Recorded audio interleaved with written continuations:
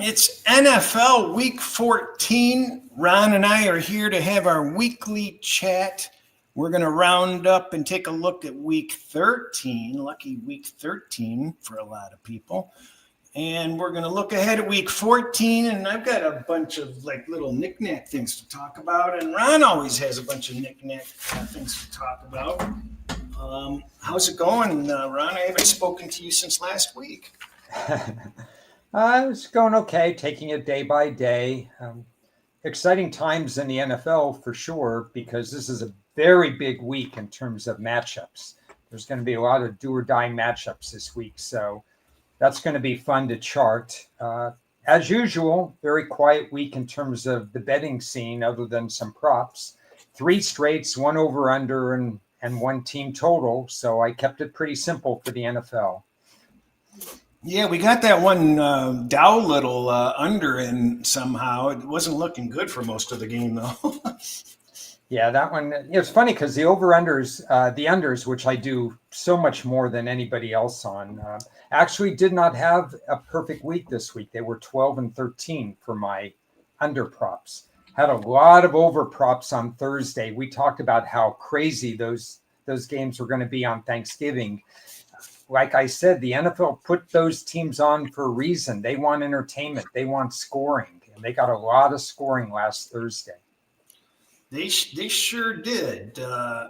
I think everybody knows by now the first 4 games were won outright by the underdogs, of which 2 of them were more than 7 points. So a bit of a surprise there. The people in Circus Survivor had a pretty interesting trip because, that was the Grandissimo. There were 6 people left, I believe.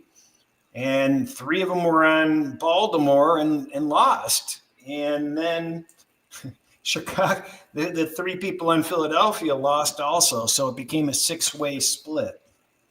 You know, what's interesting is the people who had Baltimore and they lost, they weren't in that bad a situation with all the other 3 having Philadelphia, because for $100,000 to win 1.15 million, if they split it, they could hedge their bet and win a few $100,000 that way. So it turned out the fact that there were so few people and only 1 team left, it was an interesting dynamic. I think one of the most amazing things I've heard, I think this is a bad beat. There was somebody in the regular Survivor that had started the week with like 970 people or something like that. I think it finished with less than 50 left, but there was one person that did not get their pick in. Yeah. And the only teams he had left were the 4 underdogs.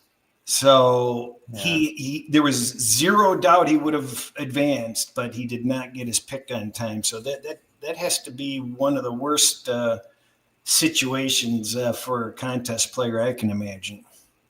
Yeah, and that person apparently did not know the rules of the 13A and 13B. And if you're putting up that much money, I think you should know the rules. Yeah, that's my number one thing to recommend to anybody when they're playing contests. Know the rules, because there have been some unusual rules. I have personally changed the Circa rules from how they used to be, because there were some things that shouldn't have been the way they were. And I even pointed it out. That was when I was chasing, when I finished 2nd and 5th. I'm like, I have an unfair advantage here because I'm coming from behind, and all I have to do is tie the guy, and that's silly, for that to be a tiebreaker. And they did change it. So I did point it out when it was not self-serving. So getting back to last week, let's rush through it. Okay. Green Bay, Detroit. Detroit is now win, lose. They're 3-4 out of their last 7 games. The Packers win their 3rd in a row. They're looking pretty good. Lions disappointing. They are now 0 for 7 on their last 7 fourth down conversion effort. So they lose St. Brown early in the game. We're not sure we're going to see him this week. Packers are getting a little healthier. The Lions are on the outside looking into the playoffs right now. And not only that, they get sand kicked in their face. They announced that Ragnow was coming out of retirement, and that was an unbelievable feeling. It was like you could announce Barry Sanders was coming back. It was that euphoric for Lions fans. And the whole mood shifted up. And then all of a sudden he fails his physical. He says, well, I've got this little tweak. I think it was in his calf or something, but in the Lions medical team goes, a little tweak, you got a 3rd-degree tear. I mean, talking about a tough guy. I mean, geez. Yeah.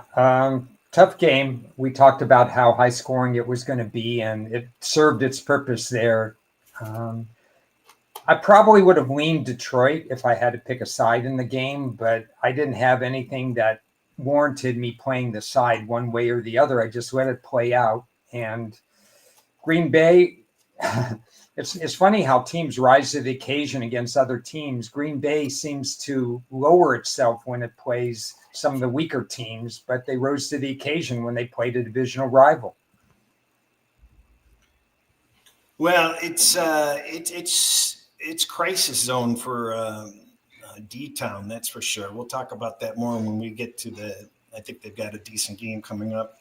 Yeah, Kansas City at Dallas.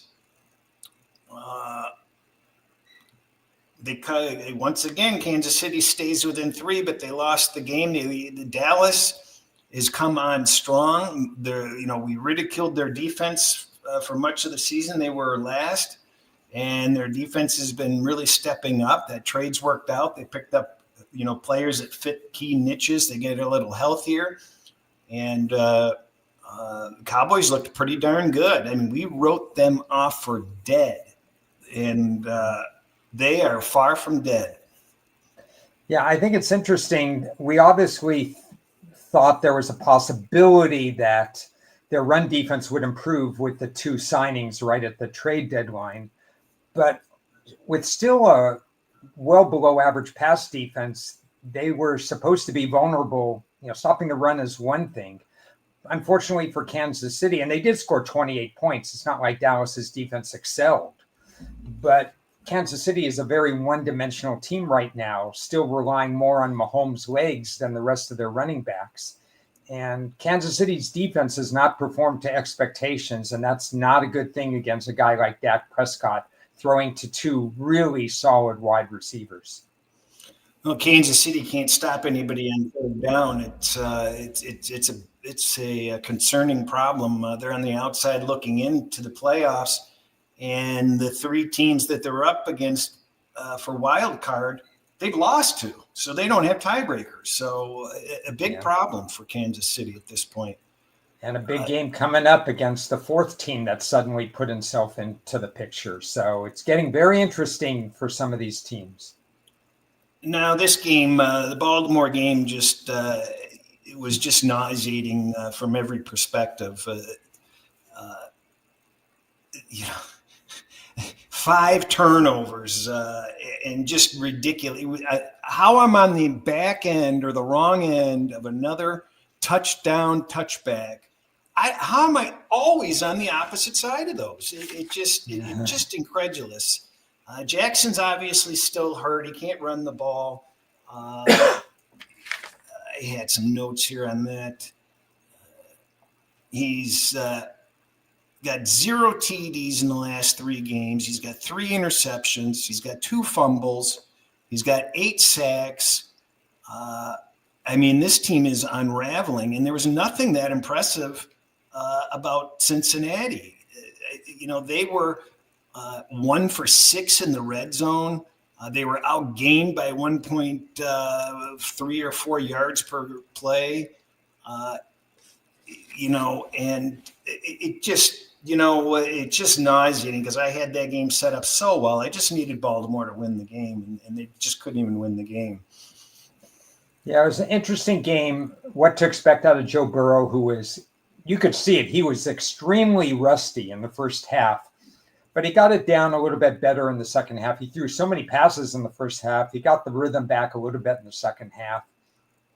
The real surprise to me was Baltimore scoring 14 points against Cincinnati. That just didn't compute. So I knew it would be hard to actually set a line on this game because I didn't know what to make of where Cincinnati's power rating would be. So I left the game completely alone, but just surprised that Baltimore didn't do its share of the scoring. Yeah, it's just dumbfounding. They scored so few points. And Cincinnati, they did everything they possibly could to just hand the game over. And it's, I don't know whether it's Harbaugh or whether it was actually kind of sad to see Henry broke free for a decent sized run. But even last season, he would have just been off in the end zone. He was caught.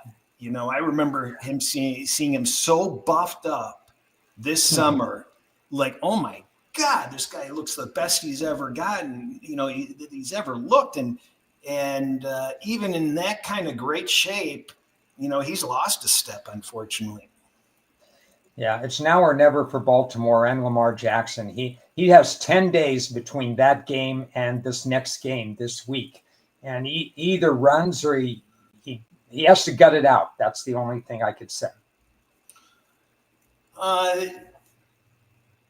The Bears become the number one seed. It just unheard of. We discussed and tried to go through the Bears scenarios. Did you actually place some Bears under? Yeah, I placed a bet. Not only you want a double whammy for this week. My one loser this week was I had Philly in the game against Chicago, and I placed the Bears under 10.5 wins. So not a perfect week reading Chicago, whose quarterback went 14 out of 29 and they still won. Yeah, that's a problem. Caleb is at 58% completion percentage, I believe. It's the lowest of any starting quarterback this season. And it's got to be painfully frustrating for Ben Johnson. His goal is I want my quarterback, hitting 7. I want to give my quarterback the opportunity for an easy 70% completion percentage. He wants to set the schemes that way. And the good thing is he's not making dumb mistakes, but he's not hitting those receivers. So that's a cause for concern, and it's not going to be good enough for playoffs for him for sure. It shows you the value of turnovers because he does not commit turnovers and therefore they find ways to win the game because they've also intercepted 17 passes defensively. So that's a high watermark as well. They have run pass balance. They are scheming people open. Caleb doesn't throw receivers open in a sense. He needs to see it a little more before he pulls the trigger. So I think Ben Johnson's schemes are good, but Caleb's a little skittish in terms of throwing the ball into these. He just hasn't seen anything so far. I've always been of the opinion that next year will tell the tale for him, that once Ben Johnson has a full off season with him. So 9-3 is, to me, completely unexpected. And it's something that it bodes confidence for them, not only this year, but in the future, if they could fix some of the things that's going on with Caleb. And the Philadelphia fans are not that patient. They want that offensive coordinator to hit the road jack. And it's their offensive metrics are just abysmal at this point. It's going to be interesting to there's going to be some pressure on them at this point for the division. Let's see, where are they sitting now? 9-3 to 6-5-1. I think they still have a pretty good cushion. They're 8-4. 8-4 to 6-5-1. So they have a 1.5 game lead. Dallas, Philly, they're done with that series, huh? Well, Dallas has the tiebreakers. So there are no tiebreakers because Dallas has a tie. What? Dallas has a tie on their record, so they won't finish with the same exact. No, Green Bay has a tie on their record. Oh, I'm sorry. So what's Dallas's record then? Oh, wait a minute. Do I have screwed up standings here?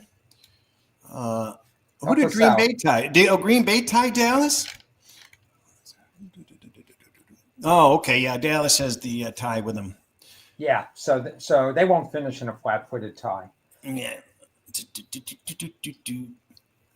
My Philadelphia season wins is alive again. Under. Yeah. I'm just secretly hoping that somehow we get it done, and because really we should already cashed it.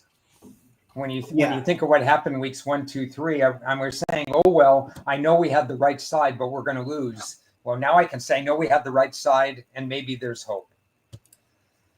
So Houston's becoming a little bit of a thorn in my side because 4 weeks ago we had the little segment on the show. What can we do with Houston? They're underrated. They've got the number 1 defense. I think there's something we can do with them. And we ended up closing out that discussion with, well, I guess there really isn't much we can do. I mean, I did place a token bet on them to win the division at plus 950, but that was for a sandwich. And they control their destiny at this point, and they look pretty darn good. Stroud came back. He looked a little rusty, and that's okay. Indianapolis, I believe, is 1-3 their last 4 games. Daniel Jones is hurt. It's causing them, it's allowing the defenses to play a little different, make it a little harder on them.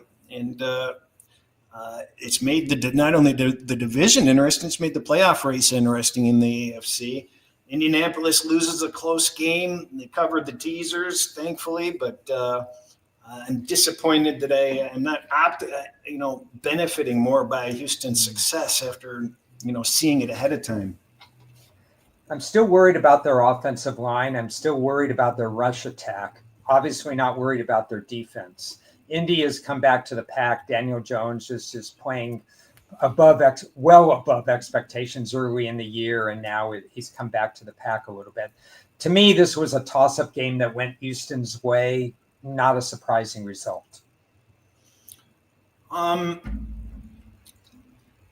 Arizona outgains Tampa Bay by well over 100 yards. They came back from the dead. They were down 17-3. They were a late ad when they passed the 3 mark, and you could get 3.5. And they're just playing very hard, and they got the cover. And Brissett, another great game. Brissett's had a really, really solid season. But it's not a good sign when you have to pass 40 to 50 or 55 times every game. And some of that is garbage. When Tampa's up that lead, and we know Tampa has some issues with coaching as well. They're going to give up a lot of completions. I'd like to see more out of Arizona's run game. And I contend that Arizona, on the stat sheet, you mentioned that they outgained them by 100 yards and they lost. Not surprising that they lost because Arizona finds ways to lose. Yeah, I mean, obviously Brissett is getting a lot of this stuff in comeback mode, so it's not the same sort of stats. But Tampa Bay, where are they sitting now? 7-5. They've got pressure. They were a lock for the division, and very close now. Jacksonville and Tennessee. I have a note for the Jacksonville Indianapolis game. That's the Dr. Jekyll and Mr. Hyde matchup, because these teams are which team is showing up this week matchup. But last week, Jacksonville, got a little bit of public money as the dog, or the Titans gave them a little bit of public money as the dog, and Jacksonville took care of business. Lawrence didn't make any mistakes. They survived despite committing a lot of penalties. That was the only thing Jacksonville did wrong last week. Yeah, their defense is still outperforming my expectations. And at this point, my expectations have been raised because Jacksonville is doing a pretty good job defensively. Lawrence stayed out of the way, and Tennessee is the worst team in football. That's all I have for the game. Yeah, I think Tennessee would, is probably happy to get out on the road this week. Yeah. Yeah, they were at home 6 straight weeks or 5 straight weeks plus the extra 6 days. It's technically they haven't played a road game in 42 days, and they didn't win a game during that stretch. Amazing. Again, from the Ripley's, believe it or not, the Rams somehow found a way to cough up that game against Carolina. Carolina finds a way to play their best ball when they're at home. But this was entirely unexpected. Obviously, Stafford started the game with his 28th straight touchdown without an interception, and then proceeds to throw a pick six and then another interception. The Rams defense made the Carolina offense look like the 2000 Rams or something. Unbelievable. The Rams had no hope of stopping Carolina at any point. Yeah, it was, I didn't call it a trap game when I posted my Sunday stuff on Twitter X. I called it kind of a distraction game because the Rams weren't looking ahead to the next week, but they weren't necessarily looking directly at Carolina as somebody in their way. But Bryce, I should just not say anything about Bryce Young. 1 week he shouldn't be in the league, and the next week he should be given a 5-year, $40 million a year contract.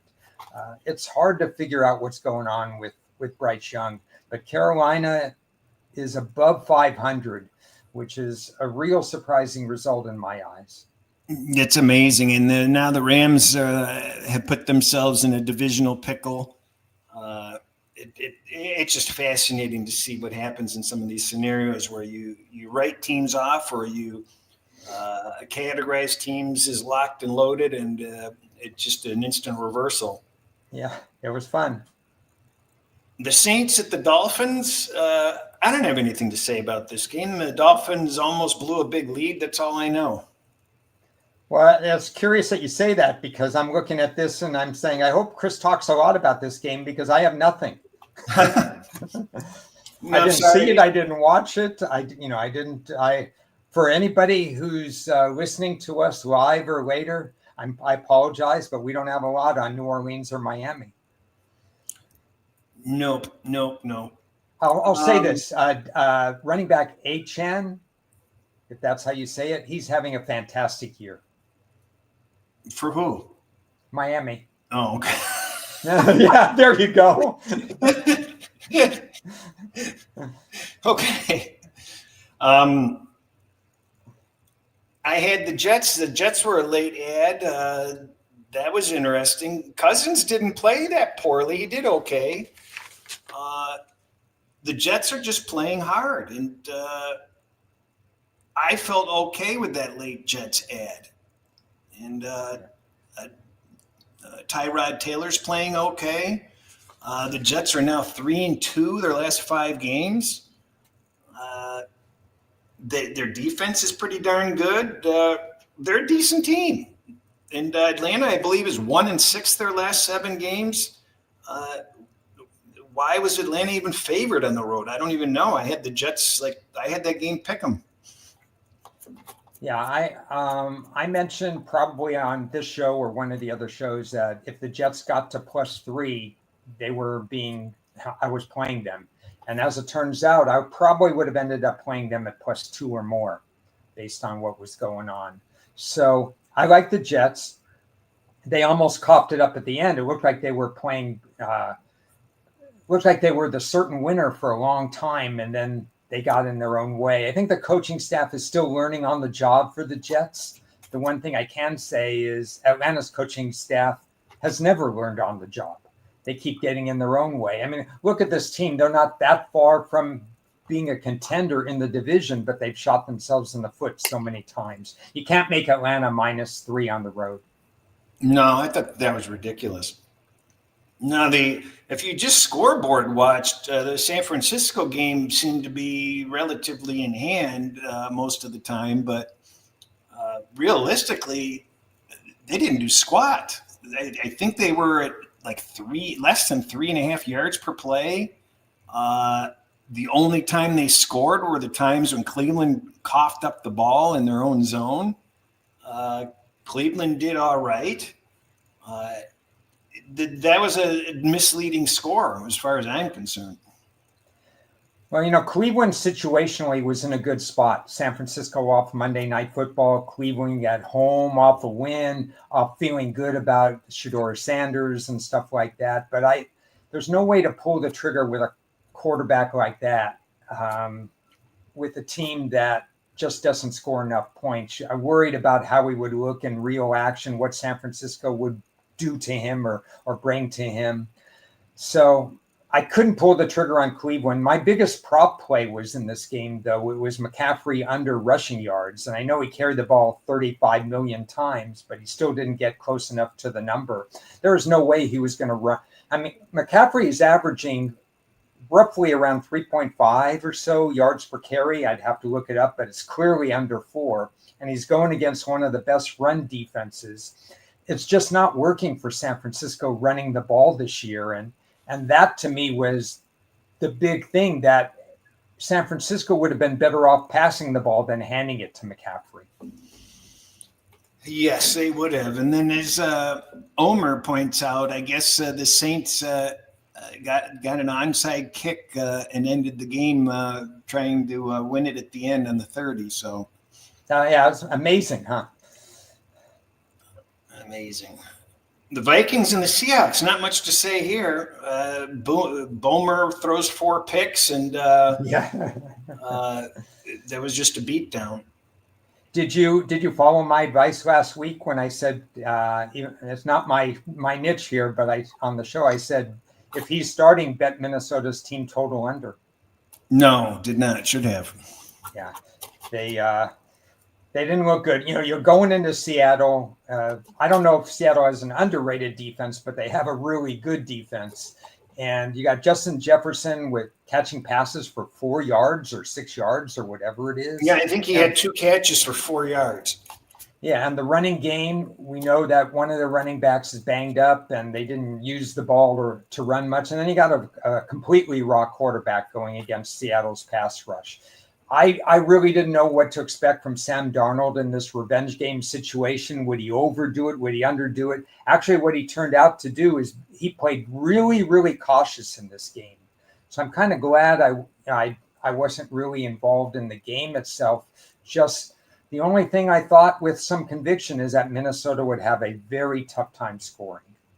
I guess that's one comment I should have made is Darnold has been, he was far and away the number 1 rated quarterback for much of the season, and he's not had a recent run of quality starts. So I would think that if there's one thing of concern for Seattle, it's certainly with him at this point again.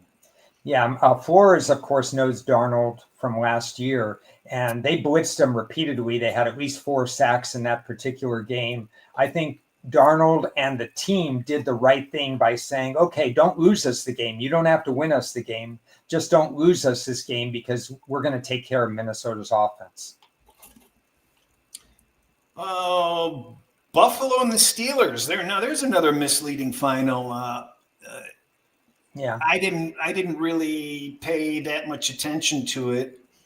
I was looking at the score and just kind of assumed it was a Buffalo beatdown, but the calls for Tomlin to hit the road have reached a higher octave level, and apparently Pittsburgh just handed them the game. Buffalo just kept running the same play over and over and over again, and Pittsburgh couldn't do anything about it. TJ Watt, or whichever Watt it is, mentioned it after the game. He's like, we had no answer. They would just run the same play over and over again, and we couldn't do anything. So it wasn't some great Josh Allen effort. It was a Pittsburgh just not seemed prepared to come to play. I love Pittsburgh's situation, so I had Buffalo in this game. Figured you might have them too because you've been down on Pittsburgh, most of the year, and this was a spot to go against Pittsburgh, so it worked out. I like you. I just kind of looked at the score and said I knew the score was 7-0, and then I was gone traveling for the day. So I said, "Oh, this could be problematic," but it turns out it wasn't a problem, and maybe it wasn't as simple as maybe Buffalo still has some flaws, but they matched up pretty good against Pittsburgh. Yeah, so you just can't hop back on the Buffalo bandwagon just because of the score of that game. There was more. It's more of what we've been talking about the whole season about Pittsburgh being critically overrated and metrically impotent, and it showed this game. I think it would be one of the weirdest things that if this season ended with Tomlin having his first losing record as a coach, with Aaron Rodgers at quarterback for the team, would be an interesting statement, a good ending to Rodgers' career. Well, they even floated the Tomlin to Penn State thing today. So he has no interest in college, but he's a great recruiter. Yeah. Chargers took care of business, and it wasn't without a cost. Herbert broke his non-throwing hand. I have not seen it. I assume he's playing this week. I have not noticed an update. But they've got their offensive line issues, but they get their running back this week, don't they? They might, yeah, that would help. Dan Feltz had broken nose and other serious injuries. Phillip Rivers played with a lacerated spleen in a game. Herbert has played with all kinds of injuries. If you're drafted by the LA/San Diego Chargers, you're just durable. You just make it through. Every one of these quarterbacks, it's amazing. My takeaway from this game is you don't really want to go against a fundamentally sound Chargers team that has 2 weeks to prep for Las Vegas. So I couldn't do anything in this game. I thought the Chargers would most likely take care of business. But boy, it's not just injuries. Every team has injuries, but they have more key injuries than any team other than probably San Francisco. Oh, the Broncos. They're the scariest, best team in the division for sure. Jesus. They have the second most amount of wins, and I mean, how much confidence do you have in them? They're just an odd team that to me, when you watch them, they get it done sometimes, but boy, they're really mediocre at other times. It's such an odd mix of how they play. Yeah, it's not an easy watch if you're on Denver for a game or whatever you have bet on them. You got to hold your breath a little bit. In this particular game, there were times that Denver was covering the spread, including in overtime, and they didn't finish the job. I mean, thank goodness I was on the sidelines in this game, because I wouldn't have. Either way, you would have been on pins and needles. Am I covering or am I not covering? It was that kind of game. So. Well, I would have. I was in good shape on it. I had both sides. But here's the thing you have to remember in this situation. In overtime, in my opinion, there was a 0% chance that Washington would not go for two if they scored the matching touchdown. So the in-game odds really didn't reflect that well, because they had Washington at like plus 590. And I'm like, plus 590? If Denver can't stop them. And if they score, they're going for two. It's not going to be a tie game. I'll take 6-1 on that. And even though it lost, that was some of the best money I've spent lately. I'll take that anytime. Yeah, that's unbelievable. They can't place that at 590. That's wrong. If you're the second team, unless it's blizzardy weather or there's 7 seconds left in the overtime period or whatever, you're the second team and first team scores a touchdown, you have to go for two.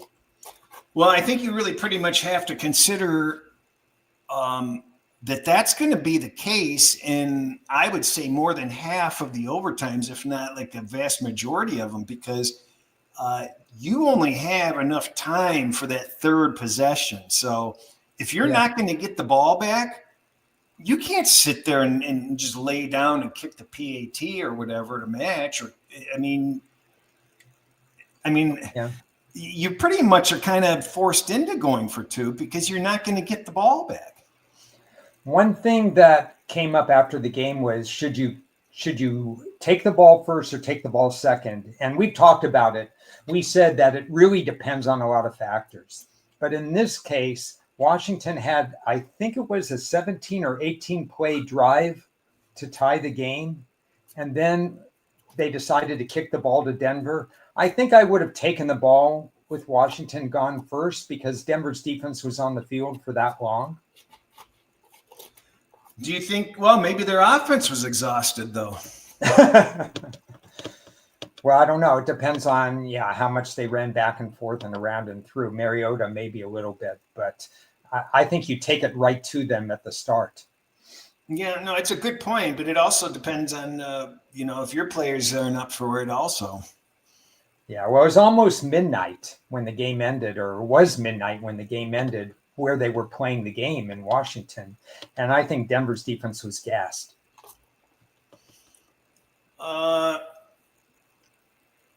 Patriots took care of business. They may have a good quarterback there. Yeah. MAYE have a good quarterback, huh? Some are saying he's the I haven't looked at the actual odds, but did he pass Stafford up for MVP?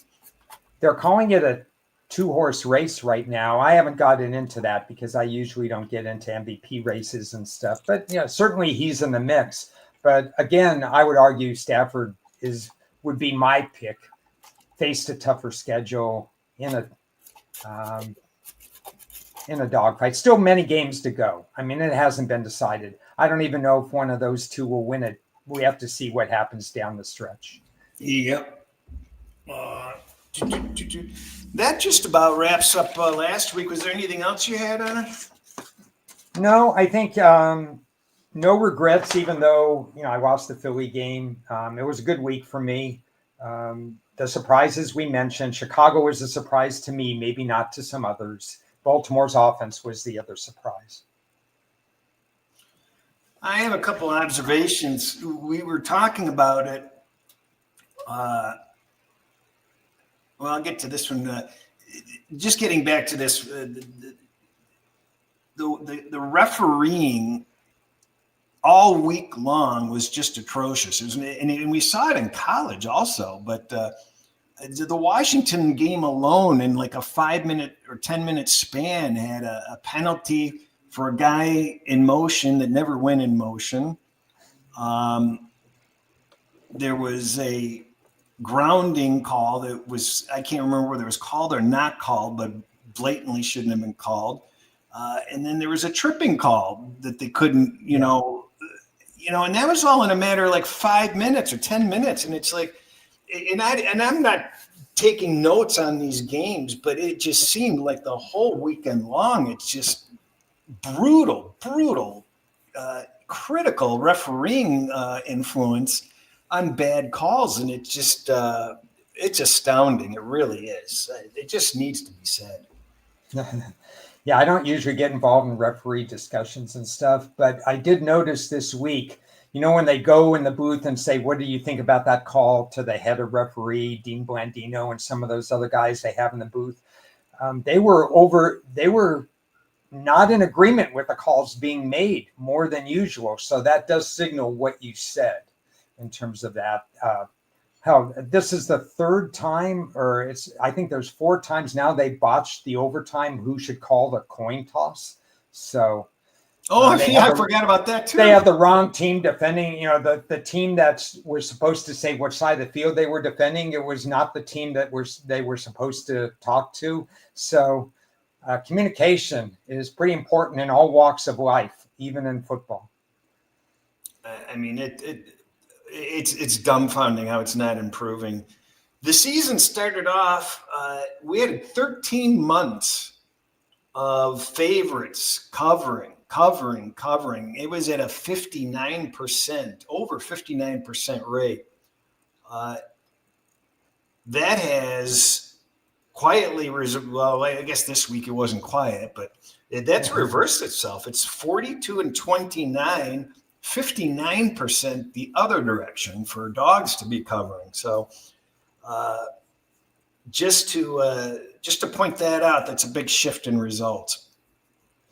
Yeah, I personally thought it would happen. I didn't know when. I didn't expect it this week, to be honest, but it's been steadily happening. It's overcompensating. It's bettors doing different things once they see short-term results. It's regression to the mean. It's all those different things. Usually underdogs find a way to get involved and get back in there. We thought it was a top-heavy and a bottom-heavy league, and it is, but they're using the point spread to try to rectify that. Some of the bottom teams still aren't covering. Some of the what? Vegas, the bottom teams, they're still not covering as dogs. You look at the Vegas, you look at Tennessee. So the fact you mentioned that underdogs are back to square one with the favorites, despite the fact that we have Vegas in the league and we have Tennessee in the league, is a pretty big thing. Yeah, I mean, there are some teams covering some big spreads too. I don't have that data, but it's not an across the board sort of thing. Some of the teams just, you can't give them enough points. Yeah. I always go week by week, game by game, and you try to look at different things. But when a team wins and covers a lot, there are situations when you can go against them. We're going to have one of those situations this week, for example, that works very well. I think top five. We have a question. What are your top five for power ratings currently? And I know you and I are going to differ on this, so it's a good conversation. You know what? I forgot I had some stuff. Rather than that, I'm going to, I uploaded my trailing five data. Okay. So that'll give two perspectives. Is that on the screen? It looks like it's yes. on the screen. I can't even read it. Can you read it? I'd have to zoom in on it. I can't, I see a bunch of numbers there, but I can't read it. Let me see if I go full screen. Yeah, a little hard. Whoops. God, this is what you get when you get nimrods like me operating this stuff. While you're doing that, my top five includes the Rams in Seattle, of course. I still have Kansas City in my top five. I have Green Bay in my top five. And then another surprise to people, I have Buffalo in my top five. So I know it sounds crazy, but if you put these teams on neutral fields with other teams, you'd still get Kansas City favored. It doesn't mean I'm betting them, but it just means that in terms of my power numbers, after Seattle and the Rams, there's a logjam of teams you wouldn't necessarily expect to be in my top five. Oh, why can I not I forget how to get rid of this thing. I can tell you there's a real bottom group. Tennessee is definitely at the bottom. The Saints, as hard as they try, they still just don't have the personnel. They're in the bottom. And Vegas has earned itself a trip to the bottom three as well. I can't get rid of this thing. It's fun. Oh, I have to stare at it forever. So there it goes. There it's gone. All right. So what does your trailing five tell you? This should do it here. I think this will do it. Oh, it's not any bigger, is it? Same. Sorry.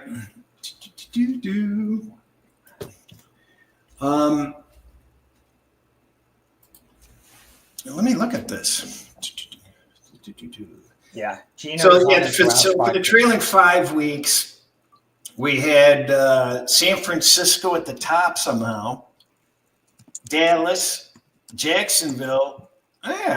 Buffalo contradicts what I said about don't get too excited.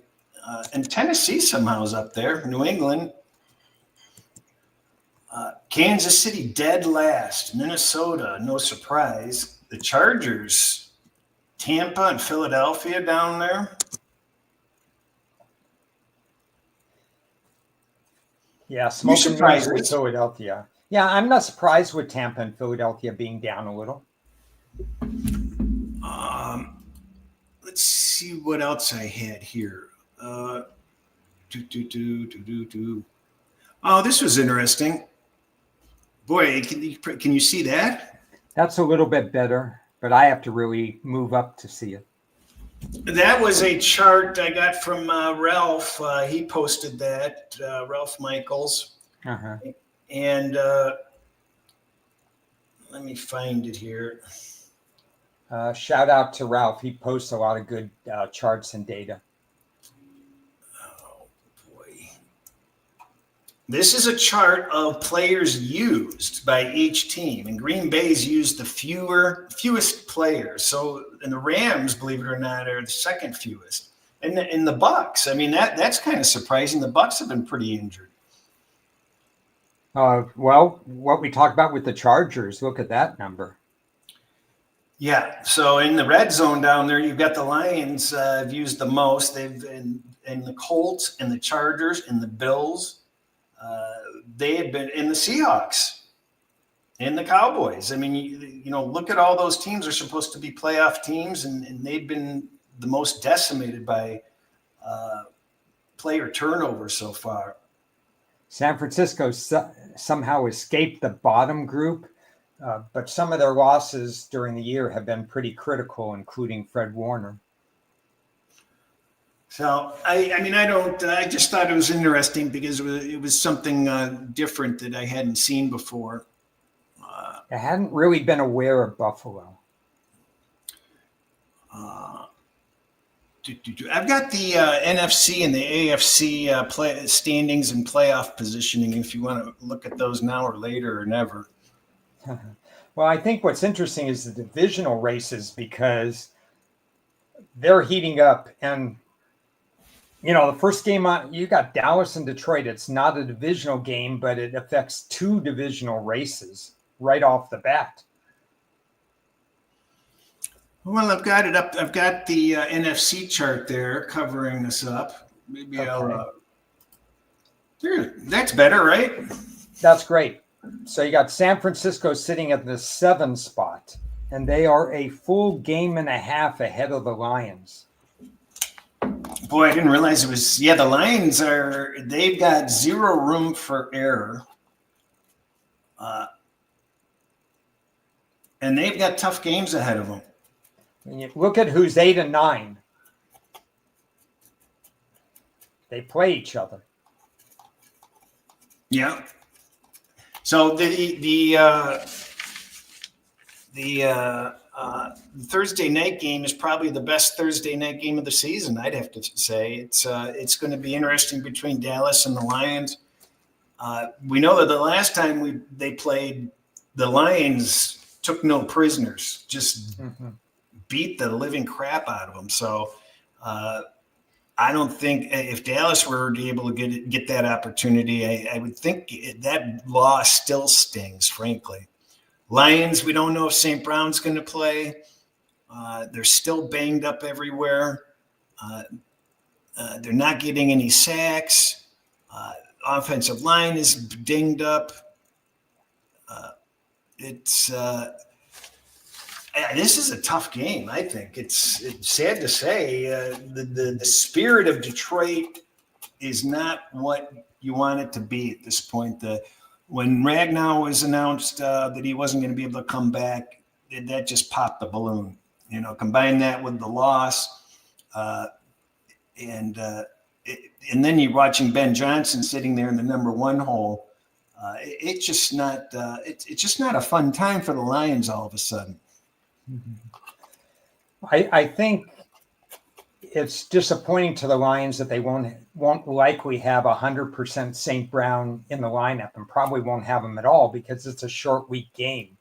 Because this is the kind of team that you want to have him in. This is the kind of game that he would go 8 for 95 against, because Dallas, to me, still is in a situation where they're going to allow a lot of passes to be completed. Maybe they stop the run a little bit, although the Gibbs-Montgomery duo, sometimes it's scheme proof that they could still run, as long as Detroit's game plan is such that they balance the run and the pass. I get a little worried when we see new coaches and people taking over and whatever. Is Detroit going to have a one-dimensional game plan, which will play in favor of Dallas? Conversely, Detroit's going to have to find a way to stop 2 really good wide receivers. Well, this is a matchup between the number 2 and number 3 quarterbacks in the league as far as victims of dropped balls. Tyrod Taylor's number 1, but Goff and Prescott, their receivers are dropping balls, so that makes it tough on them. Well, Prescott stops throwing to CeeDee Lamb, it'll be fixed. Yeah. Now, actually, there's situations that favor the Lions in this game. I don't know how to equate that to a short week situation. It's usually week to week. But I'd prefer to. Well, it's not a short week because they both played on Thanksgiving. That's true. Let me take that back. That helps the cause in a way. I don't like Dallas in this situation. Model says Lions. I want to see all the information out. I don't.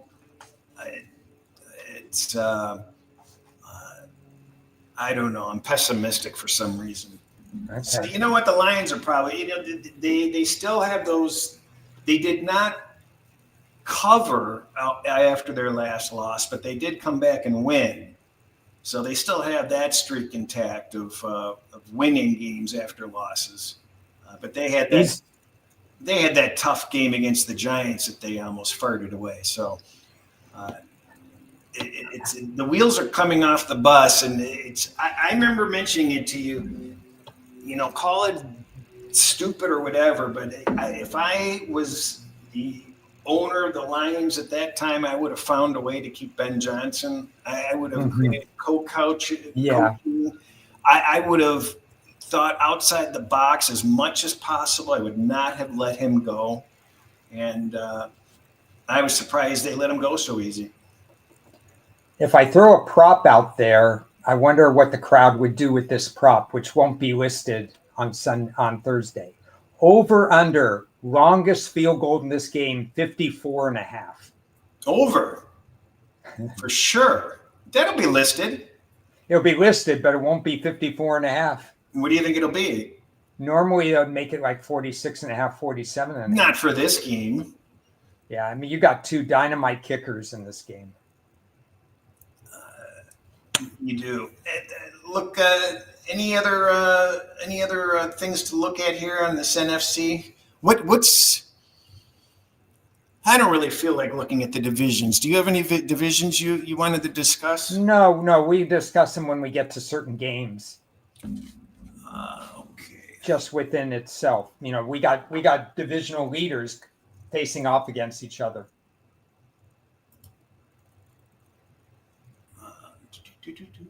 So we would be on Minnesota and Washington. Boy, am I incompetent. Washington and the Vikings. So Washington has been eliminated from wild card contention, but they have not been eliminated from the playoffs. How long was that overtime period? It went about 7 minutes, right? It went the whole distance almost. Okay. So they gave practically 70 minutes, everything they had last Sunday night. They're done. But they can still win the division and go to the playoffs, even though they can't be a wild card team. Isn't that an oddity? It's an oddity. I feel better about it if they would have made the 2-point conversion, and then they could have convinced themselves that was possible. You know what? I'll tell you, I would have made a fortune if they had made the 2-point conversion, but I was rooting for them to miss it so clients would have a better day. So it's Always a dilemma. so I guess Tell we're me- going to get McCarthy back, right? Yeah. Tell me why.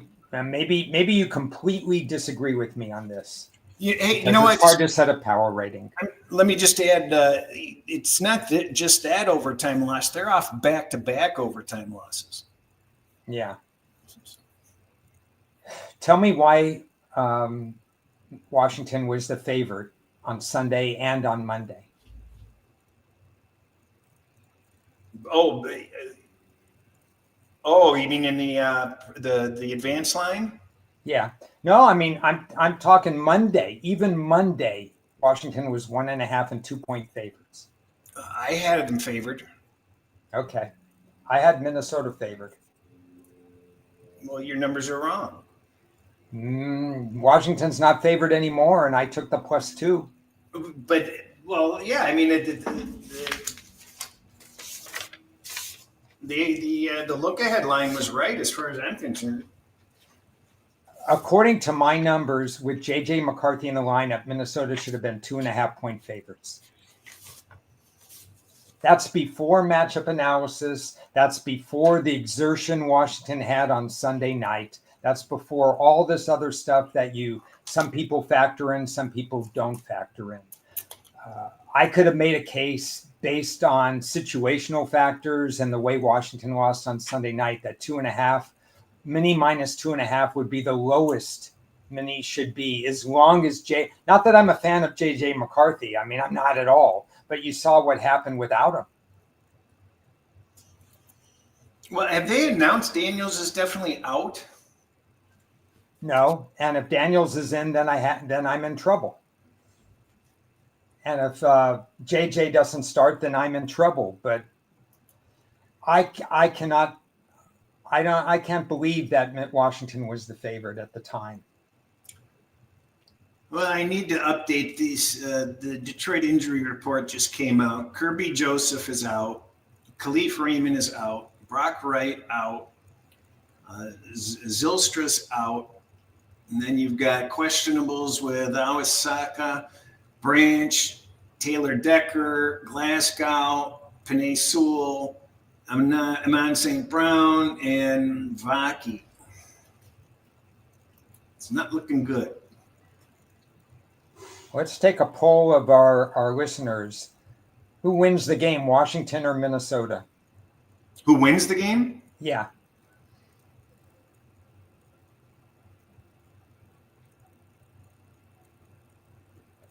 I'll be 0-1 if Minnesota doesn't win.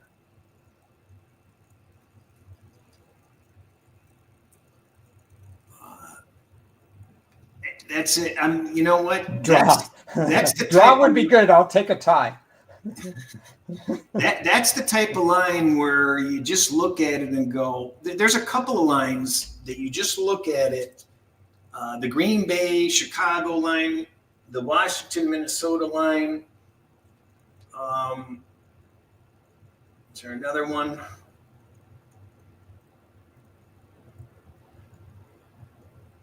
The Kansas City, Houston line and the Philadelphia Chargers line. Those lines, in my opinion, are just goofy.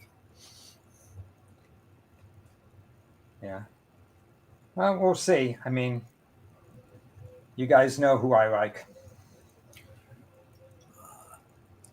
Yeah, I'm not in a position to back Minnesota somehow.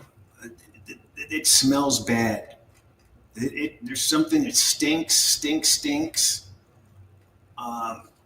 That line you would think would be an automatic 3.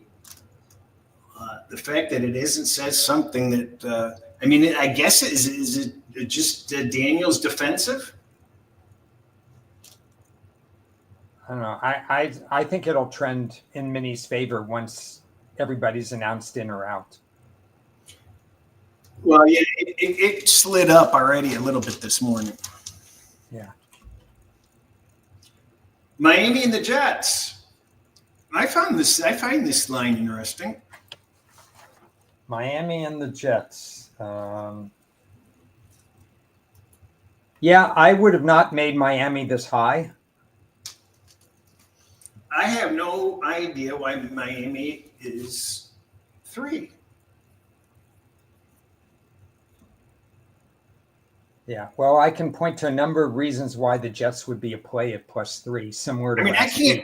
week. You should be able to argue the case for both teams. I can't argue the case for Miami being a 3-point favorite. What have they done? Have they won 3 in a row or 2 in a row? Who, Miami? Yeah. I don't know. Yeah, they have 3. I wrote it down. They have 3. During that time, they have 5 defensive sacks and have allowed 7. So that's nothing spectacular. They allowed 72% completion in their 3 wins. That's exactly where they are for the whole season. They've actually not looked necessarily any better during their 3 wins. I just don't get it. I really don't. The Jets we talked about it. They're 3-2, and they have not quit. They've got a better quarterback in the lineup than they had most of the year. I think their health is okay too. Yeah, they turn the ball over too much. They're -12. Tyrod There's a great point by Omer is you take Miami up to the cold weather. You know how Miami performs in cold weather. Well, Miami historically is a favorite against the Jets. Terrible. So, I mean, there are a lot of we've started by talking about, the SAT. We're talking about actual data, but if you factor in the situational data too, it points to the Jets. +3 is a lot of points in this series.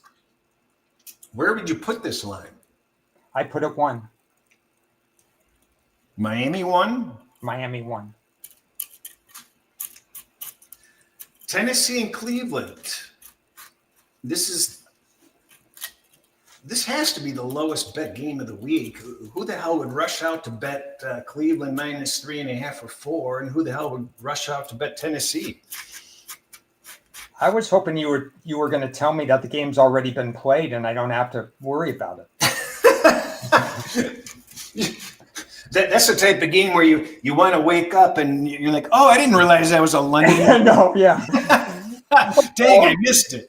Yeah, put this one on at 6:30 in the morning West Coast time. Oh, there was a Saturday night game? I didn't know that. Yeah. I will say I'm surprised the line is only 3.5. I just think Tennessee's that bad a team, but I'm not going to run out and play it. So Watson is in practice mode. He may make the club this season. Any thoughts on that? Well, I think Cleveland, if you bet the over under 5.5 quarterbacks for Cleveland, you're still in play. Every year. Same thing every year. Now, I have nothing else to add on this game. I don't even want to touch this game. What the hell do you expect out of this Pittsburgh-Baltimore game? Typical blue collar, typical. The only difference last year compared to other years is something you said earlier in the show. Derrick Henry ran wild against Pittsburgh last year, if I remember. And he doesn't usually run, Pittsburgh usually contains teams that way. If Derrick Henry is going to make the difference again, then Baltimore is going to do fine. Otherwise, I always look at this game and say they're going to split during the year, and it's going to be a lot of 3-point games. So I personally would never look at the favorite in this game. Can we agree that Harbaugh should be fired if Henry doesn't have 25-plus carries? Yeah, well, on the other hand, we should agree that he shouldn't be fired if he's going to coach that way so that we can take advantage of it next year. I mean, we know what the game plan is supposed to be. We knew what it was supposed to be in the playoffs when they didn't do it. I mean, if Baltimore goes true to form, we should bet all the passing overs for Baltimore, right? Since Pittsburgh can't stop the run. Yeah. Well, it's just one of those games there where statistically you'd say, well, Baltimore should really win this game and maybe even by margin.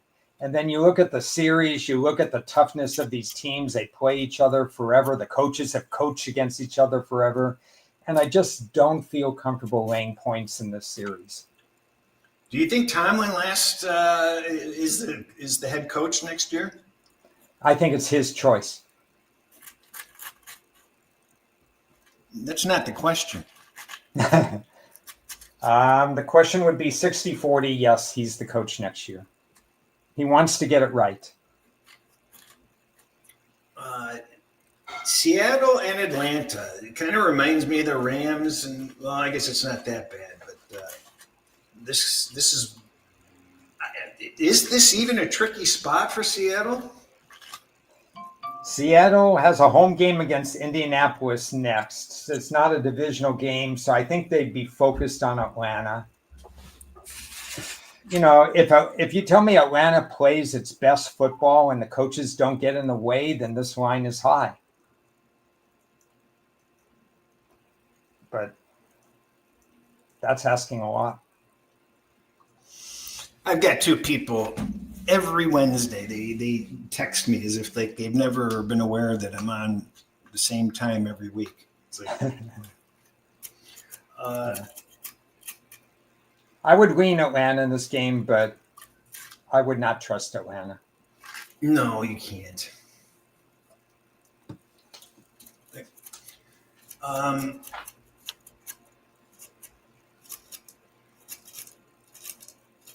Is Indy being favored a surprise? I favored them by 1. Technically, by power ratings, they would be a half-point favorite, but I went the other way. I favored them by 1.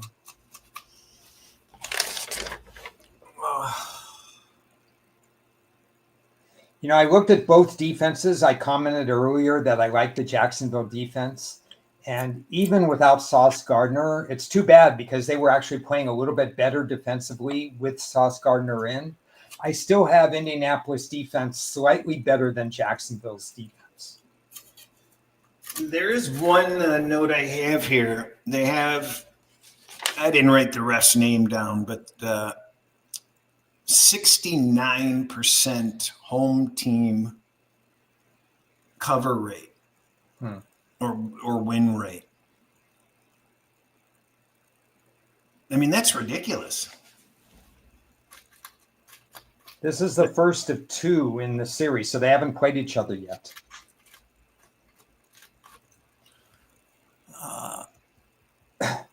You know, what's interesting is Houston's in 3rd place, right? A game behind. But Houston is 4-1 in the division. So Houston controls it. Yeah.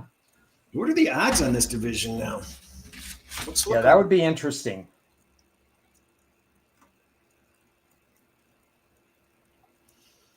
See if you can look that up.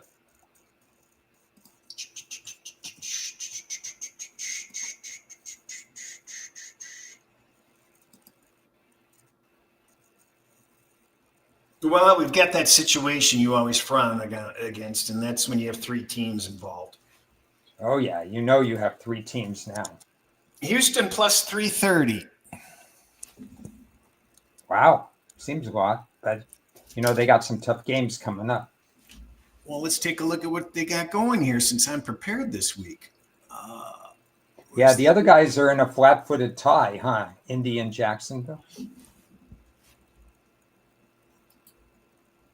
There we go.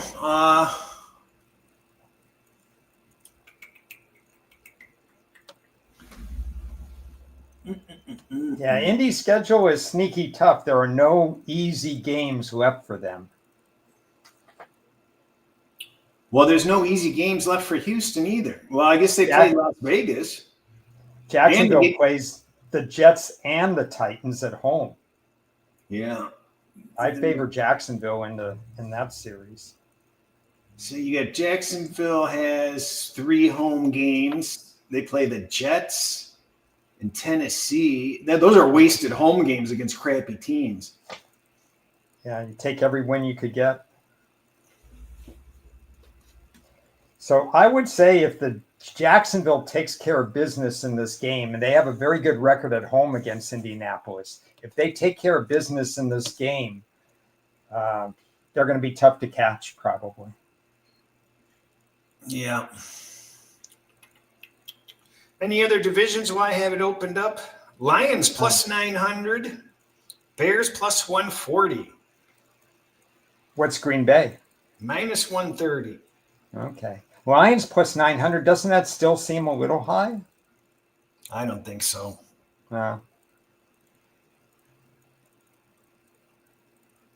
What's Denver? Minus 700.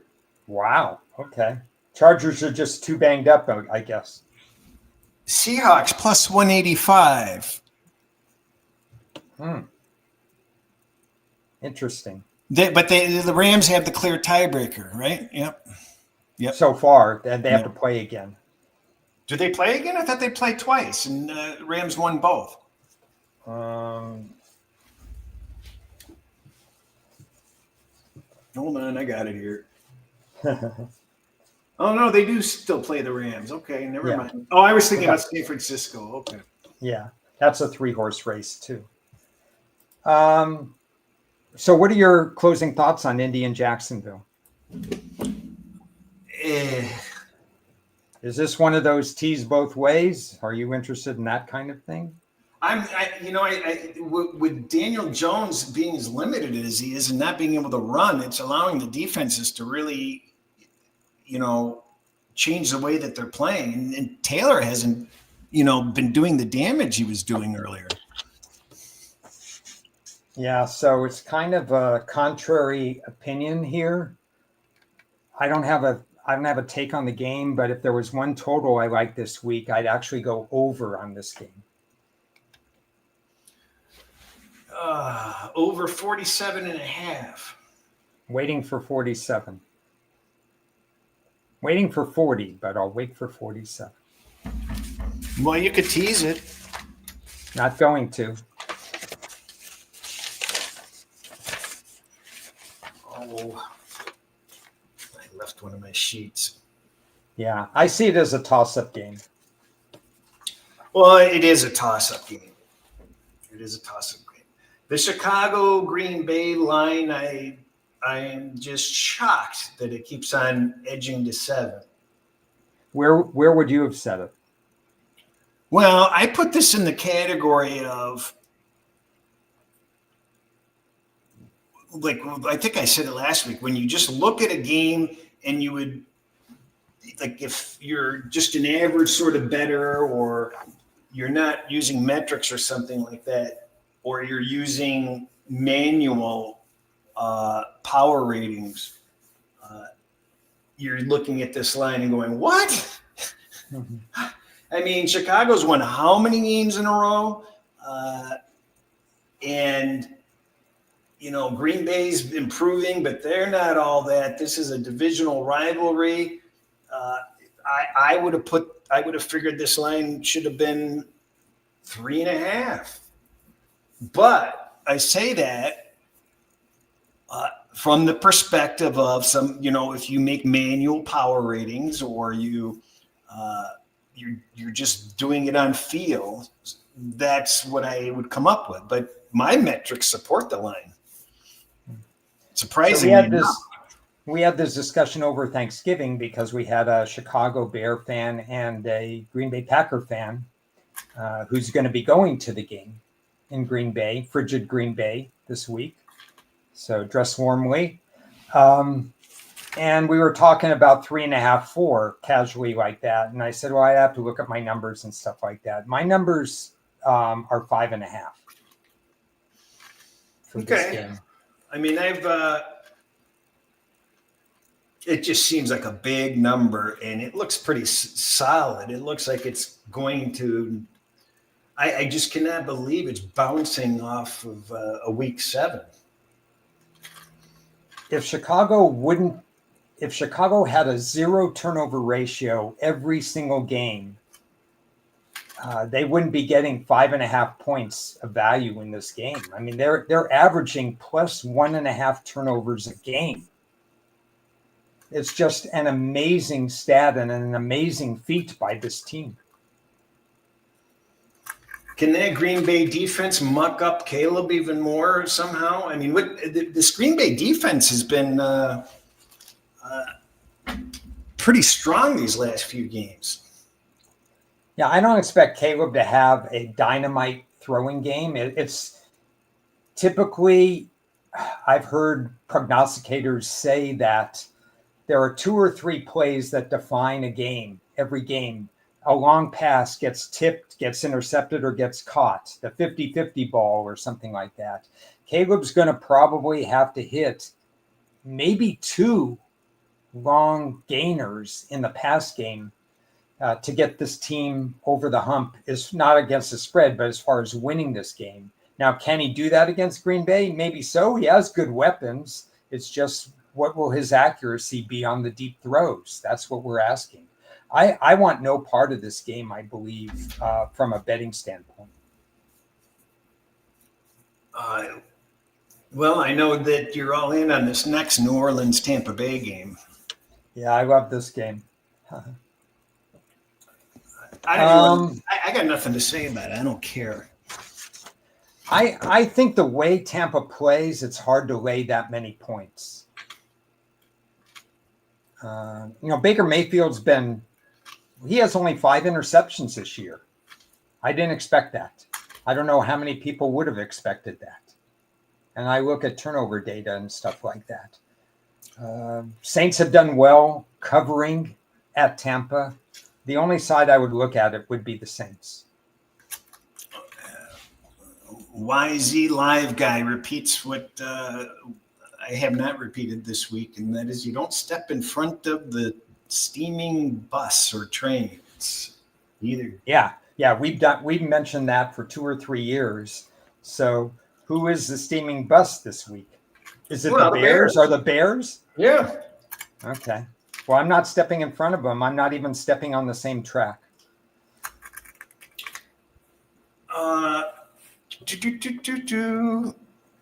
Broncos and the Raiders. Don't forget, this is a rematch of that exciting 7-3 matchup that they had. Yeah. No, you're giving one team less credit. It was 10-7. Oh, was it 10-7? Yeah, you missed a touchdown. Yeah, there was almost as many sacks as points. I don't know. I mean, I'd lean Denver winning by less than margin, but do you really want to play Vegas? I mean, that's asking a lot. They just look so horrible. Sometimes the ugly teams are the way you want to go. I don't have my numbers handy. I left them, but I'm pretty sure I fortunately can leave the game alone. Or no, I think the numbers support a higher line on this game, actually. Yeah, I'm sure with Vegas's dysfunction it would, but I would be scared to bet on Denver in this situation. I'd be scared to bet on the Raiders too, so not my favorite game. Cincinnati Buffalo.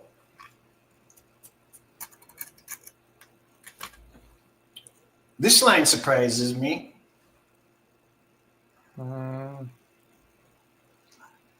Not too surprising to me, but then again, I'm fooling around with Cincinnati's power number now that Burrow's had one game. Again, I just reference, what the hell did Cincinnati do right last year? They were literally, they just stood there and watched the game get gift wrapped for them for 4 quarters. But not that it means anything, but do you remember the last time Cincinnati played at Buffalo? I don't. There goes that perfect memory. 27-10 Cincinnati in a playoff game. What, 4 years ago, 3 years ago? Yeah, I think it might have been 23 even. Might have been 2 years ago, 2 or 3 years ago. Then Cincinnati lost a close call to Kansas City. The year Kansas City had 2 years of close calls all over the place. Here's a fun stat. Cincinnati is last in the league in defensive sacks, which we've said all along. Buffalo is allowed league average 28 sacks. Do you know that Josh Allen has not been sacked 28 times since before COVID in a single season?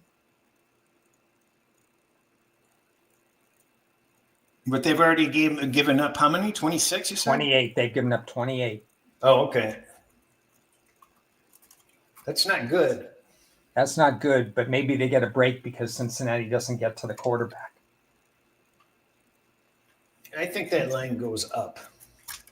What do you make of Buffalo's offensive performance the last 3, 4, 5 weeks? Well, when you're playing Pittsburgh, it looks pretty darn good. You just run the same play over and over. Yeah, but they didn't do anything fantastic. No, they have. I think that Buffalo still has their problems, but I don't think Buffalo's going to shoot themselves in the foot like Baltimore did. Yeah, I don't think so either. I don't have a particular interest in the game. No. My interests tend to lie with more the games we started with rather than the games we're ending with. I'm surprised Kansas City is over a field goal. Yeah, I think that people would be surprised when I said Kansas City is straddling. They're kind of right around 5th in my power ratings still. They're still ahead of Houston in my power ratings. Your power ratings are wrong. Well, my power ratings are something like 11-3 this year against the spread when they're off by 2.5 points. So I'm going to take my power ratings. Yeah, I think Kansas City is legitimately above average. I don't think that they're top. They basically demonstrated they're not a top team. Yeah, well, they're losing to really good teams, and Houston seems to be beating. They beat Buffalo. I was at home, and they had an 8-sack game. Then they had a home game against Jacksonville that they won. They beat Tennessee, but only by 3, and they won a toss-up game at Indy. So I love ball. I mean, I like Ryans. I like the coaching staff. I like rooting for Buffalo, but objectively looking at my numbers, I can't get them in my top 5. Who? Houston. Well, how do you get Kansas City in the top 5? They still belong there. I mean, they lost a 3-point game at Denver. They beat Indy, and that's what they are. That's what my numbers say. The only subjective part about my power ratings is how I start the season with them. After that, it's mechanically driven, with the exception of injuries, because we know that injuries, cluster injuries or quarterback injuries and stuff like that, they obviously affect lines. The Chargers, 2 offensive linemen down. San Francisco, half their team down at one point. Those things, obviously, you can't use power ratings. Buffalo has lost 1 game more than 6 points. They lost to Buffalo 21-28 in a fantastic spot for Buffalo. An absolutely unbelievable spot for Buffalo. So they have done what I've expected. That's why their power rating is where they are. I mean, they were lucky to get within 3 of Dallas. Yeah, well, I dinged them for that, but that's the way they lost value after that game. That's just the way what my power ratings say. I mean, also there's a matchup thing. What do you make of the fact that Houston really hasn't played well against Kansas City for the last few years? Yeah, I'm thinking back on that playoff game where they got screwed. Houston got screwed in that game, didn't they? Yeah, so they had some. I don't know if they would have won, but I'm sure they would have covered. I think they lost by about 9. I don't remember exactly what went on there, but they did have the wrong end of the referee stuff there. Kansas City had 2 weeks to prep, and Kansas City still wasn't looking all that magical. Yeah. I don't know. I kind of lean KC, but I'm not crazy about the game. Do you make anything of Andy Reid's flippant comments this week on, how the rest of the season maps out for him? No, because that's what a coach should say. They shouldn't say, "Gee, I hope we go 3-2 or 4-1." They should say, "No, we expect to go 5-0." Houston's pretty darn healthy now, aren't they? I mean, yeah, they got their quarterback back. They have their lead wide receiver. Their running backs are a little banged up, but they're playing. Who knows what's going on with their tight ends because they don't feature them very much. Well, actually, I should take that back. Schultz has 59 catches a quiet 59 catches this year. It'll be fun watching Mahomes against this secondary who plays so well. well, Mahomes is still doing very well. You can't blame Mahomes for where they're sitting. No, he's having a much better year than he did a year ago. Right. I'm just scrolling injury stuff. No updates. Yeah. Philadelphia at the Chargers. Your team, Philadelphia, gets another lucky break when you have a quarterback that has a bad hand.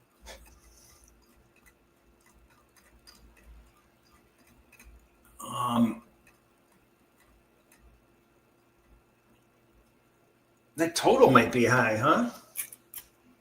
I did not set a line for that game. I did not set a line or a total for that game. But it is a primetime standalone game, so I'm surprised Philadelphia is still a 3 any place. What are they? 2.5, 3? Oh no, I show a lot of 2.5 with heavy juice. Yeah, but it's 3. It's 3 minus 15 at DraftKings.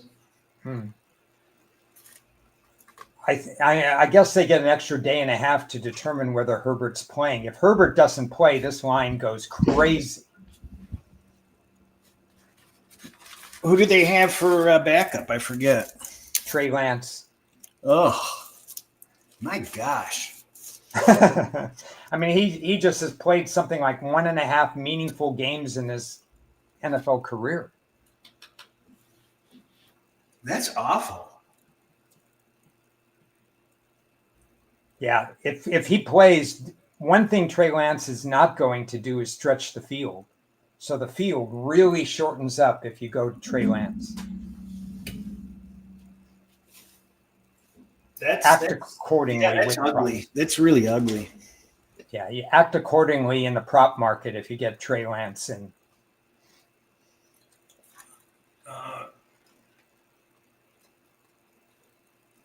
I just think that's high. That's high. What do you make spread? That? Yeah, I mean, under normal, what would you make the line what do you think they would have made the line, the odds makers, if Herbert didn't have his injury? 1 pick? Yeah, exactly. 1 or pick them.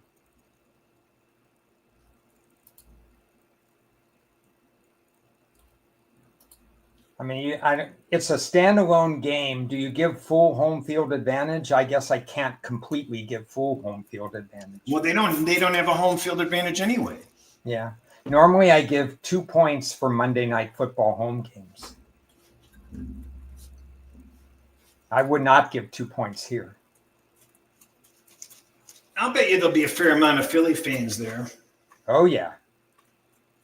There's no question about that. I would think if Herbert plays, the game plan is such that they're not going to want him to get hit. So you're going to see quicker drops. Well, the problem is that he's coming out of the shotgun for every play. So yeah,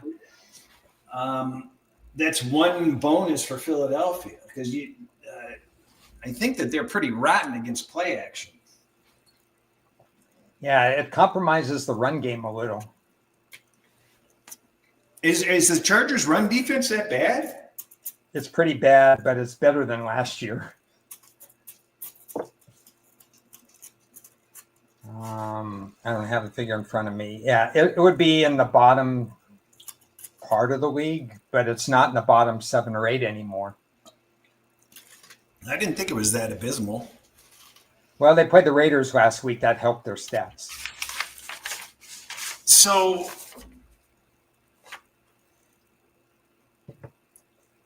So Duke can win the ACC championship game, and they won't go to the playoffs, and no team from the ACC will go, right? Unless the committee gets subjective and says, no, we need a power team in. We don't want James Madison in. Yeah. If Duke wins, there's no way in the world that an 8-5 Duke should make the playoffs. How important is the Big Ten championship in reality, because they're both going to the playoff? Not very important. One will get a 1 seed and one will probably get a 3 or 4 seed. So they'll both probably get a bye. I think given the coaching style of Kurt Signetti, he'll treat it like a revenge game. They lost to Ohio State last year, and the committee subjectively may say, if Ohio State wins by a lot, Indiana, we may have to bump them down a little bit more. Should they do that? Probably not. But Ohio State, geez, they've allowed 73 points in 12 games. 93 points in 12 games, I think. I don't know. Not much more than 7 a game. I did not see that coming from Matt Patricia. Yeah, I was nauseated this morning being reminded that Matt Patricia's on that team coaching-wise, because you just have such disdain for him, as from how well he did as a Lions coach. I just can't believe how well they're doing this year defensively. So I have to hand it to them. That wasn't something I expected. Yeah, the Chargers may not make the playoffs. It's just too many injuries. They're 8-4. Yeah, but Houston's coming on. Kansas City and Denver, they still have to play those teams with a less than 100% Herbert. Jacksonville, Indianapolis, they play, they're probably going to find their way to 10, 11 wins. Buffalo. It's a log jam. Somebody has to be eliminated. Oh, I think the Chargers make it. What are their odds to make it? I bet they're to make the playoffs. I bet they're plus money.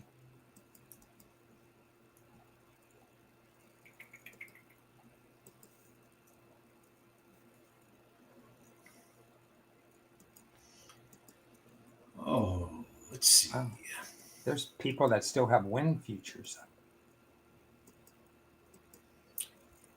They're minus 150. To make the playoffs? Sure. You can get plus money on the Chiefs. Let's see. They have Philly this week. Then they're at Kansas City. They're at Denver. Oh, my goodness. Look at their schedule.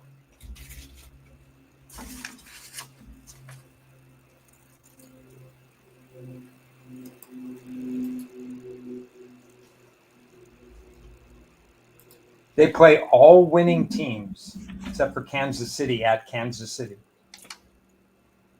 Oh, and 3 road games. Yeah, that's tough. You're right. Wow. I mean, and if you believe they win this week, I mean, if you think that they don't win this week, then that's just found money.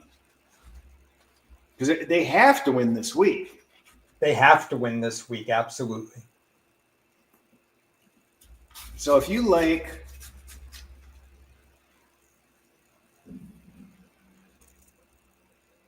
there's not one easy game on their schedule. How about this? If you like the Philadelphia Eagles this week, just take plus 130 on the Chargers to make the playoffs. If they go 2-3 and they win 10 games, can they miss the playoffs?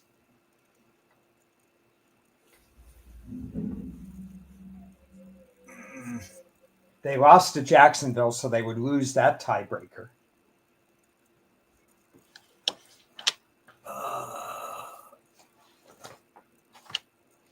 Well, we're conceding Buffalo's in, right? Buffalo's record is right now 7-5. 8-4. Or 8-4. Yeah, then I can see Buffalo over the Chargers.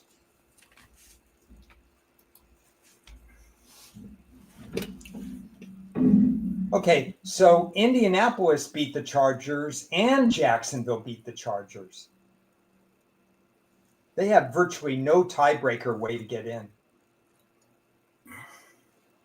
Well, one of those two teams is making it, as a wild card. Yeah. So you've got Buffalo. They could take 2 out of that division. Isn't that amazing? Yeah, I know. That's hilarious.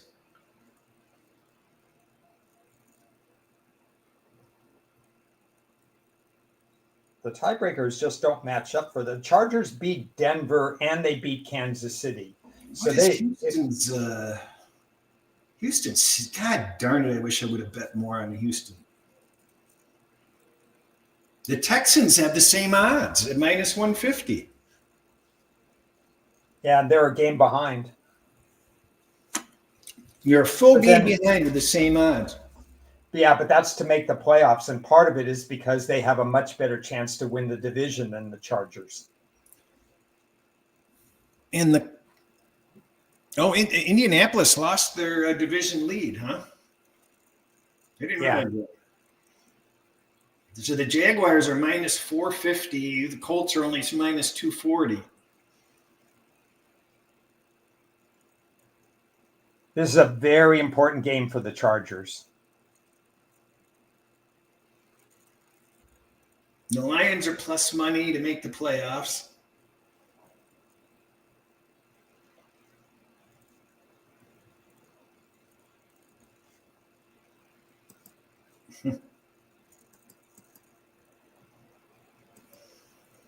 You know what? It looks like Houston's going to get in there. Yeah. I'm not fully ready to trust them. That game against the Chargers will be important for them. Yeah, that's going to be an important game.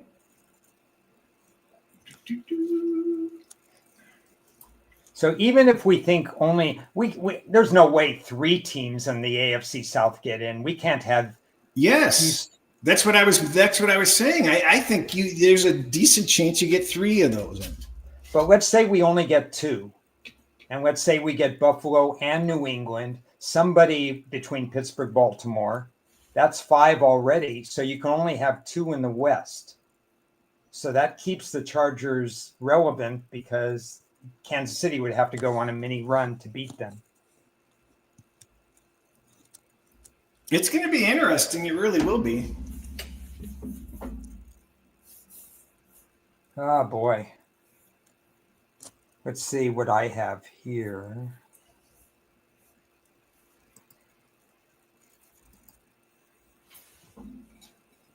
Chargers. Yeah, it's amazing.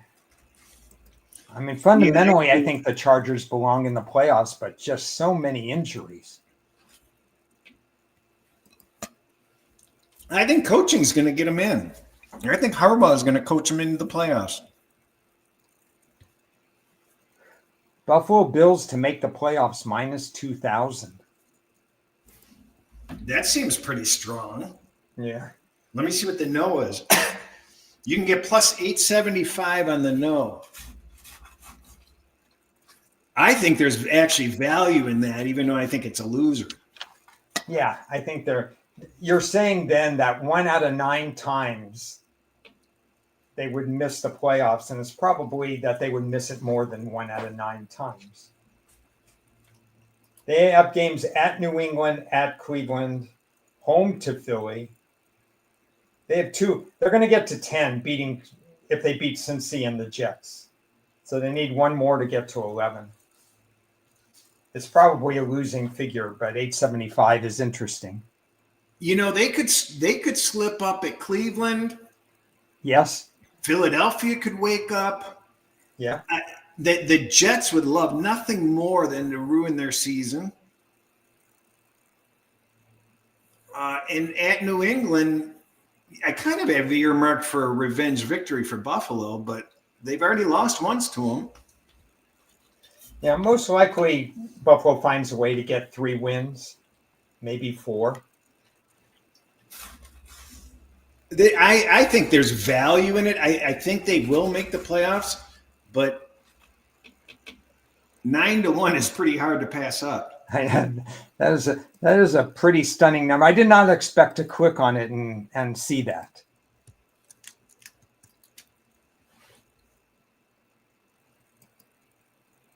Very interesting this late in the season to have those kinds of odds available.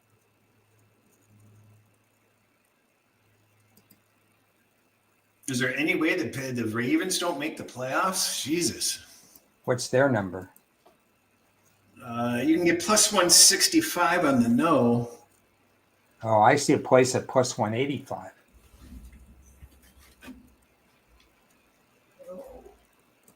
Well, it's just that they could win the division because Pittsburgh is, they could win the division at 8-9. My gosh, the Baltimore has a rough schedule.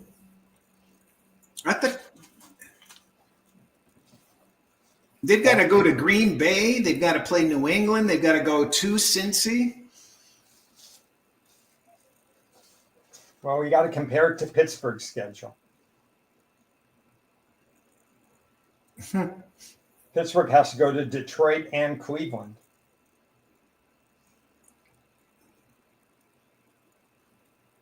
Cleveland are not automatic wins. That's all I got to say. I've been saying it, and it's yeah. Well, we'll see what Sanders at quarterback is doing, or Deshaun Watson. Oh God.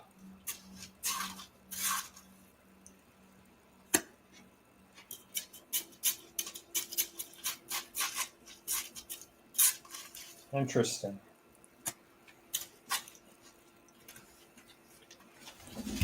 That's a tight call.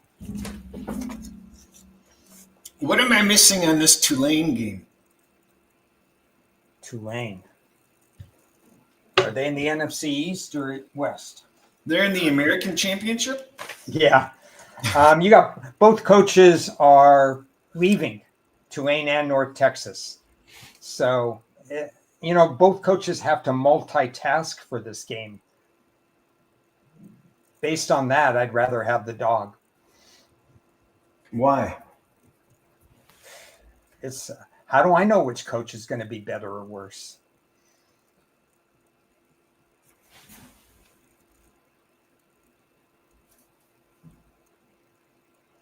The dog is Tulane.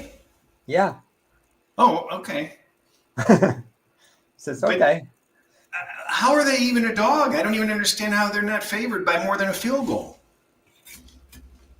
Let's see. Is that game a home game for Tulane, right? It's in Virginia. Or no, I'm sorry. Yeah, it's in New Orleans. Okay. Yeah, neutral site, the game should be 2.5. You think the line's right? No, I said a neutral site, it should be 2.5. And it's not neutral. So it depends what you give for home field advantage in a playoff situation or play-in situation or whatever. So I think the line's probably short 2.5 to 3 points. Are they? Is this just for did they get? They're not good enough to make the playoff, right? Winners in. The winners in, really? Yep. And they're complaining. Wow. Even though James Madison has a higher power rating and is a better team. So one of those two teams is going to make it, and 2 out of Notre Dame, Miami, and Texas won't? Texas won't. How can Texas not be in there? They have some bad losses. They had some huge wins. They had the toughest schedule, didn't they? Texas won't be in it. I don't think Miami should be in it, by the way, either, because they played in the ACC. You had 2 losses in the ACC. Did Georgia and Alabama has to win to get in or stay in? Do they? I think Alabama's probably in unless BYU pulls an upset. I don't think BYU can do that. Yeah. So I think Alabama's in if Texas Tech wins. Jacksonville. And I know I says if BYU loses, Miami's in. I wouldn't put it past the committee to put Miami in, but I personally wouldn't put Miami in. I'd rather put Vanderbilt in. And I don't like the SEC in general, but I'd rather put Vanderbilt in. Does the winner of Jacksonville State Kennesaw get in? The winner of Jacksonville State Kennesaw gets a trophy. Okay, yeah, they're not playing for a playoff bid, right? Conference USA is the worst conference I have ever seen in the history of my handicapping. I mean, it's not even close. The Conference USA winner would be 20-point underdogs to James Madison. Well, okay. But you like Troy. You like Troy. I like Troy in this game. Why? That's a lot of points. Jesus. Troy was a big underdog, bigger than they should have been to Southern Miss. Southern Miss on a 2-game losing streak. Winner goes in the playoff game. Southern Miss is at home. They're favored by 6.5, and Troy beats them by 10. I think Troy's being undervalued. And now, according to my power numbers, the number is correct. I just think it'll play out a little differently. So I'm not surprised at a 23-point spread. I just think, wow, you're underestimating what Troy has done this year. Well, and James Madison just needs to win. Yeah. Well, if Duke wins, some are going to argue that if James Madison won by 6, they shouldn't be in or something like that. I mean, you're going to have politics in that room of humans trying to decide who plays who. So does UNLV stand a chance on Smurf turf? Well, neither team plays defense against the run, so first team to 300 rushing yards probably. Boise gets their quarterback back. That's probably the difference. But, UNLV, a little smoke and mirrors most of the year.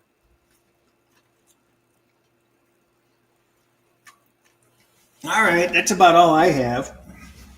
That's good enough. I think it's a fascinating week in the NFL. So enjoy the week. Thanks for everybody who's watched.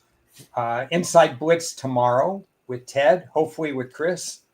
And we'll dive a little deeper in this week's games. Yeah, I'll try to make that tomorrow. I've got a doctor appointment in the morning, but I should be done. They're going to be tearing out my driveway tomorrow, so if it's not too loud, I'll be able to do that. All right, we'll count on it. 3 of us tomorrow at noon. Bye.